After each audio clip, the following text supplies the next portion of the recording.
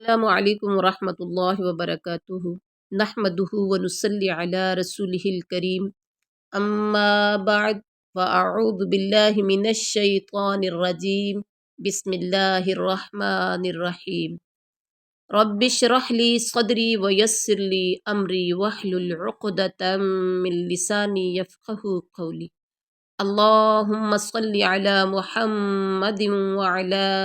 آل محمد کما صلیت علی ابراہیم وعلی آل ابراہیم انک حمید مجید اللہم بارک علی محمد وعلی آل محمد کما بارکت علی ابراہیم وعلی آل ابراہیم انک حمید مجید۔ وقال الذی اشتراہ، اور کہا اس شخص نے جس نے خریدا اسے من مصر سے، لامرأتہ، لم لام کو ملائیں گے میم کے ساتھ، لامرأتہ اپنی بیوی سے، اکرمی تو باعزت رکھ، مثواہ اس کا ٹھکانہ، عسیٰ امید ہے، ان ینفعنا کہ وہ نفع دے ہمیں، او یا نتخذہ ہم بنا لیں اسے ولدا بیٹا، وکذالک اور اسی طرح مکننا ہم نے جگہ دی لیوسف یوسف کو فی الارض زمین میں، ولنعلمہ اور تاکہ ہم اسے سکھائیں من تأویل الاحادیث باتوں کی تعبیر یعنی خوابوں کی تعبیر، واللہ اور اللہ تعالی غالب ہے علی امرہ اپنے کام پر، ولیکن اور لیکن اکثر الناس اکثر لوگ لا یعلمون نہیں جانتے۔ بامحاورہ ترجمہ اس آیت کا کہ مصر والوں میں سے جس نے اسے خریدا تھا اس نے اپنی بیوی سے کہا کہ اسے بہت عزت و احترام کے ساتھ رکھو، بہت ممکن ہے کہ یہ ہمیں فائدہ پہنچائے یا اسے ہم اپنا بیٹا ہی بنا لیں۔ یوں ہم نے مصر کی سرزمین میں یوسف کا قدم جما دیا کہ ہم اسے خواب کی تعبیر کا کچھ علم سکھا دیں، اللہ اپنے ارادے پر غالب ہے لیکن اکثر لوگ بے علم ہوتے ہیں۔ اب یہاں حضرت یوسف علیہ السلام کو خریدا تھا جس نے مصر والوں میں سے جس نے خریدا تھا، کیونکہ پیچھے آپ نے پڑھا تھا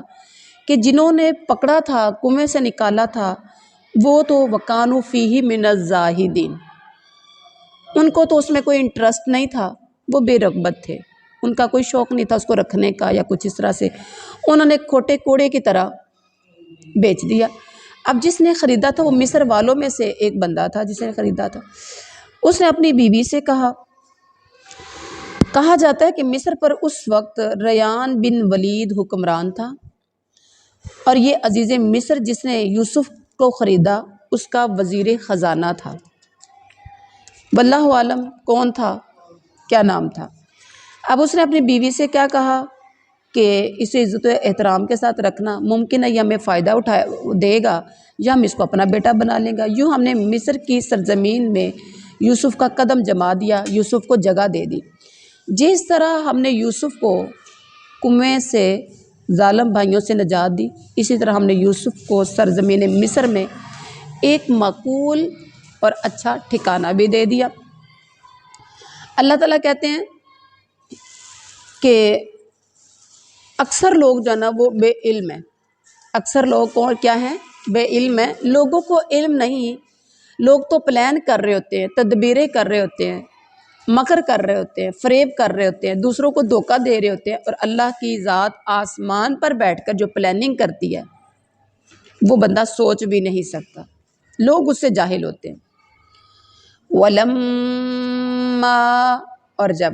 بالغ بھائی ادھر پلاننگ کر رہے تھے موسیٰ کو باپ کی نظروں سے اوجھل کرنے کی، اور وہ ساری محبتیں لینے کے لیے جو باپ یوسف کو دیتا تھا، ادھر میرا رب عزتیں اور محبتیں دینا چاہتا تھا پورے مصر کے سامنے تمام لوگوں کی، اور وہ یہ تو چالیں چل رہے تھے،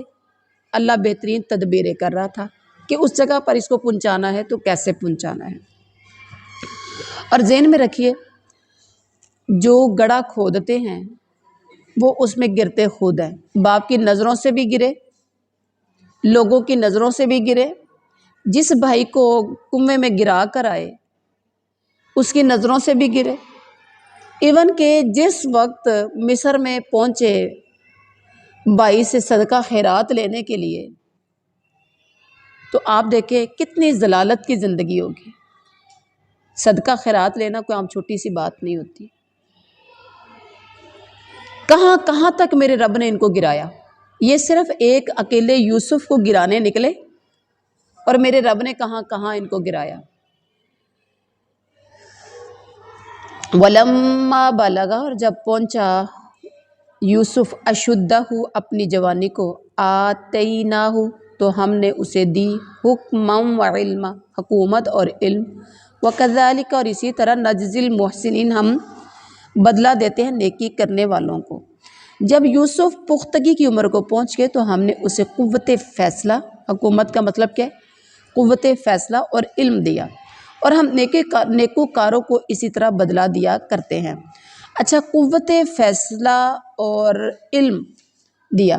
یہاں اس سے مراد ہے نبوت یا نبوت سے قبل کی دانائی اور قوت فیصلہ، کیونکہ نبی ہمیشہ سمجھدار ہوتا ہے، بچپن سے ہی اس کے اندر قوت فیصلہ پایا جاتا ہے، سمجھداری دانائی کی باتیں کرنا شروع کر دیتا ہے، لوگوں کی عادات سے اس کی عادات مختلف ہوتی ہیں، لوگوں کے کھیل تماشوں میں جو لوگوں کے زندگیاں گزرتی ہیں، نبیوں کی زندگیاں یکسر لوگوں سے مختلف ہوتی ہیں، اور اس لیے کہا کہ ہم نے اس کو حکم اور علم، کیونکہ لوگ تاکہ کل کو کوئی بات نہ کہیں۔ اب دیکھیں آپ صلی اللہ علیہ وسلم کا فیصلہ کتنا خوبصورت ہے نبوت سے پہلے، جب حجر اسود کی وجہ سے لوگ لڑ رہے تھے تو آپ صلی اللہ علیہ وسلم نے، بزرگوں نے جو فیصلہ دیا کہ جو سب سے پہلے صبح داخل ہوگا وہ فیصلہ کر دے گا، لیکن جبکہ اس بات کا تو آپ صلی اللہ علیہ وسلم کو پتہ بھی نہیں تھا، اور سب سے پہلے جو اس ٹائم داخل ہوئے مکہ میں وہ آپ صلی اللہ علیہ وسلم تھے، تو فیصلہ کروایا تو آپ صلی اللہ علیہ وسلم نے فرمایا کہ لوگ لڑ جھگڑ رہے ہیں، چادر بچھاؤ، ورنہ ہر بندہ کہتا تھا میں اپنے ہاتھ سے رکھوں گا، اور آپ صلی اللہ علیہ وسلم نے فرمایا چادر منگواؤ، اور جتنے بڑے بڑے ہیں ان کو چاروں طرف سے ان کو کیا کروا دو، چادریں پکڑا دو،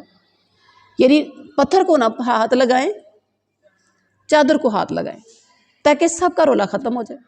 اور جب بالکل اٹھائی گئی وہ چادر تو وہ پتھر جو تھا آپ صلی اللہ علیہ وسلم نے اپنے مبارک ہاتھوں سے اٹھا کے اندر رکھ دیا جہاں رکھنا تھا۔ تو یہ ہوتی ہے قوت فیصلہ، دانائی کی باتیں، ٹھیک ہے، اور یہ رب نبیوں کو پہلے ہی دے دیتا ہے۔ اس کے بعد ہے وراودت التی، وراودت التی، اور پھسلایا، بہکایا اسے اس عورت نے،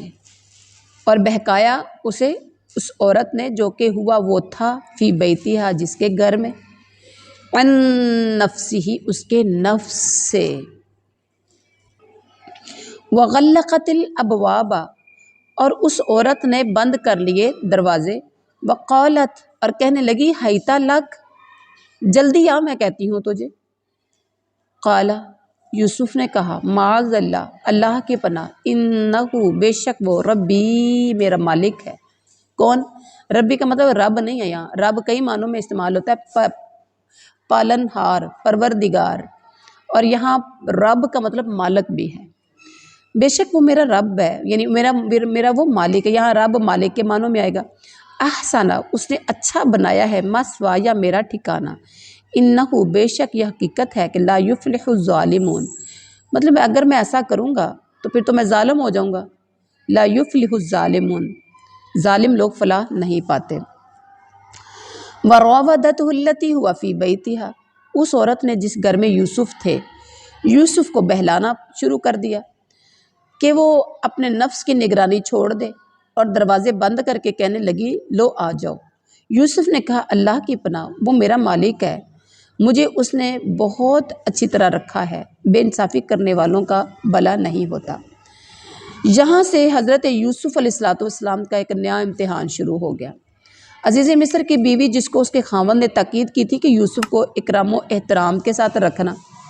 وہ یوسف کے حسن و جمال پر ہی فریفتہ ہو گئی اور انہیں دعوت گناہ دینے لگی، جسے یوسف نے ٹھکرا دیا۔ اس کے بعد کیا ہے؟ اس نے کہا وَلَقَدْ ہَمَّتْ، اور بلا شبہ یقیناً ہمت، وہ ارادہ کر چکی تھی۔ وہ کہتے حدیث ہے نا، جب شرم حیا نہ رہے پھر جو چاہے کرے، اذا لم یستحی فصنع ما شئت، جب حیا نہ رہے، شرم نہ رہے تو پھر جو چاہو کرو۔ اور بھی اب وہی کہ اس نے بے شرمی کی حدیں پار کرنا شروع کر دیں، تو وہ ارادہ تو کر چکی تھی بھی اس کے ساتھ گناہ کا۔ اب آگے دیکھیں وَہَمَّ بِهَا، وہ بھی ارادہ کر لیتا اس کے ساتھ، لولا، اگر یہ نہ ہوتا، ان کے ارآ، اس نے دیکھ لی، برہان ربی، دلیل اپنے رب کی، کذالک، اسی طرح ہوا، لنصرف، تاکہ ہم پھیر دیں، عنہ السوء، اس سے برائی کو، والفحشاء، اور بے حیائی کو، انہ، بے شک وہ، من عبادنا المخلصین، ہمارے خالص کیے ہوئے بندوں میں سے تھا۔ اس عورت نے یوسف کا ارادہ کیا اور یوسف اس کا قصد کرتے اگر وہ اپنے پروردگار کی دلیل نہ دیکھتے، کیونکہ حدیث میں آتا ہے کہ جب دو انسان ہوتے ہیں تو تیسرا شیطان ہوتا ہے۔ ان الشیطان یجری کمجری الدم، شیطان انسان کے جسم میں ایسے چلتا ہے جیسے خون چلتا ہے۔ یوسف علیہ السلام بھی قصد کر لیتے اگر وہ اپنے پروردگار کی دلیل نہ دیکھتے، یوں ہی ہوا تاکہ ہم اس سے برائی اور بے حیائی کو دور کر دیں، بے شک وہ ہمارے چنے ہوئے بندوں میں سے تھا۔ یقیناً آج بھی اگر کوئی سارے ریسورسز ہونے کے باوجود جہاں کھلی بے حیائی برائی ہو رہی ہے، اس کے باوجود کوئی آپ کے پیچھے لگ جائے، اس کے باوجود پوری آپ کے پاس طاقت قوت ہے برائی کرنے کی، اس کے باوجود اگر آپ بچ جاتے ہیں تو آپ یہ سمجھیں میرے رب پر، مجھ پر میرے رب کا خاص کرم ہے کہ میں بچ گیا ہوں۔ اس کا مطلب مجھ پر میرے رب کا خاص کرم ہے کہ اس نے مجھے بچا لیا ہے، کیونکہ ایسے برائی کے وقت میں اپنے آپ کو بچانا بہت مشکل ہو جاتا ہے، اور یہ ہوتا اس کے ساتھ ہے جس کو اللہ چاہتا ہے۔ تو اچھا یہاں دیکھیے، اس عورت نے یوسف علیہ السلام کا قصد کیا اور یوسف اس کا قصد کرتے، یہ ترجمہ ان مفسرین کی تفسیر کے مطابق ہے جنہوں نے اسے لولا کے ساتھ جوڑ کر یہ معنی بیان کی ہے کہ یوسف نے قصد ہی نہیں کیا، جبکہ بعض دیگر مفسرین نے اسے عربی اسلوب کے خلاف قرار دیا ہے۔ کچھ مفسرین کہتے ہیں کہ یوسف علیہ السلام نے قصد کیا ہی نہیں، ٹھیک ہے، اور یہ معنی بیان کیا جاتا ہے کہ یہ قصد تو یوسف نے، یعنی یہ ارادہ تو یوسف علیہ السلام نے بھی، کچھ لوگ کہتے ہیں کہ قصد تو یوسف علیہ السلام نے بھی کر لیا تھا، لیکن ایک تو یہ اختیاری نہیں تھا، دوسرا یہ کہ گناہ کا قصد کر لینا عصمت کے خلاف نہیں، اس پر عمل کرنا عصمت کے خلاف ہے۔ فتح القدیر اور ابن کثیر کہتے ہیں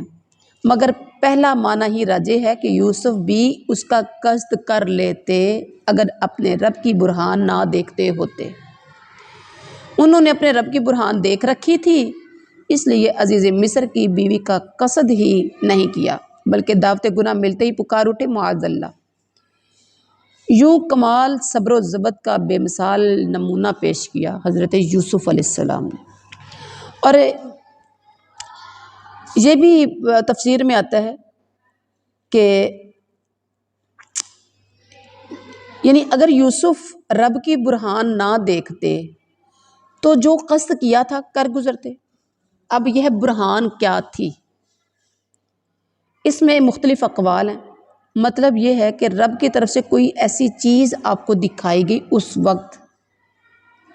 کہ اسے دیکھ کر آپ نفس کے دائیں کے دبانے اور رد کرنے میں کامیاب ہو گئے۔ اللہ تعالیٰ اپنے پیغمبروں کی اسی طرح حفاظت کرتے ہیں۔ بعض کہتے ہیں کہ حضرت یوسف کو اپنے باپ یعقوب کا چہرہ نظر آیا جو کہ اس طرح سے انگلی کیے ہوئے تھے کہ یہ کام نہ کرنا، واللہ عالم کیا تھا۔ اور یوں ہی ہوا کہ ہم اس سے برائی اور بے حیائی کو دور کر دیتے ہیں، یعنی جس طرح ہم نے یوسف کو برہان دکھا کر برائی یا اس کے ارادے سے بچا لیا، اسی طرح ہم نے اسے ہر معاملے میں برائی اور بے حیائی کی باتوں سے دور رکھنے کا اہتمام کیا، کیونکہ وہ ہمارے چنے ہوئے بندوں میں سے تھا۔ اور یہ سارا اللہ کی خاص مہربانی سے ہوتا ہے۔ اگر اللہ کسی بندے کو گناہ سے بچاتا ہے تو یہ بندے کا اپنا کمال نہیں ہوتا۔ وَاسْتَبَقَ الْبَابَ، اب یوسف علیہ السلام کو پتہ تھا کہ کنڈے جندرے مارے ہیں، دروازے وَغَلَّقَتِ الْأَبْوَابِ پیچھے پڑا ہے نا، وَاسْتَبَقَ الْبَابَ، اور وہ دونوں دوڑے بابا دروازے کی طرف، وَقَدَّتْ، اور اس نے پھاڑ دی قمیصہ، اس کی قمیص، من دبر، پیچھے سے، وَأَلْفَيَا، اور ان دونوں نے پایا، سیدہا، اس کے آقا یعنی اس کے خامد کو، لد الباب، دروازے کے پاس۔ تو جلدی سے قالت، کہنے لگی، ما جزاؤ، کیا سزا ہے اس کی، من ارادہ، جو ارادہ کرے بے اہلکا، آپ کی بیوی کے ساتھ، سوءً، برائی کا، الا، مگر، ان یسجنا، یہ کہ وہ قید کیا جائے۔ یہ خود قید کی بات یہ خود کر رہی ہے، او یا عذاب علیم، اسے دردناک عذاب ہو یعنی سزا ہو، کیونکہ بندہ تو عذاب نہیں دے سکتا نا، عذاب اللہ کی طرف سے، یہ سزا ہے بندوں کی طرف سے۔ اور دونوں دروازے کی طرف دوڑے، اور اس عورت نے یوسف کا کرتا پیچھے کی طرف سے کھینچ کر پھاڑ ڈالا، یعنی جب وہ بھاگے ہوں گے یوسف اور پیچھے سے اس نے کرتا کھینچا اپنی طرف کرنے کے لیے، تو وہ بھاگنے سے کرتا پیچھے سے پھٹ گیا۔ اور دروازے کے پاس ہی عورت کا شوہر دونوں کو مل گیا، تو کہنے لگے، جو شخص تیری بیوی کے ساتھ برا ارادہ کرے، بس اس کی سزا یہی ہے کہ اسے قید کر لیا جائے یا کوئی دردناک سزا دی جائے۔ جب یوسف علیہ السلام نے دیکھا کہ وہ عورت برائی کے ارتکاب پر ڈٹی ہوئی ہے، تو وہ باہر نکلنے کے لیے دروازے کی طرف دوڑے۔ یوسف کے پیچھے انہیں پکڑنے کے لیے عورت بھی دوڑ پڑی۔ یوں دونوں دروازے کی طرف لپکے اور دوڑے،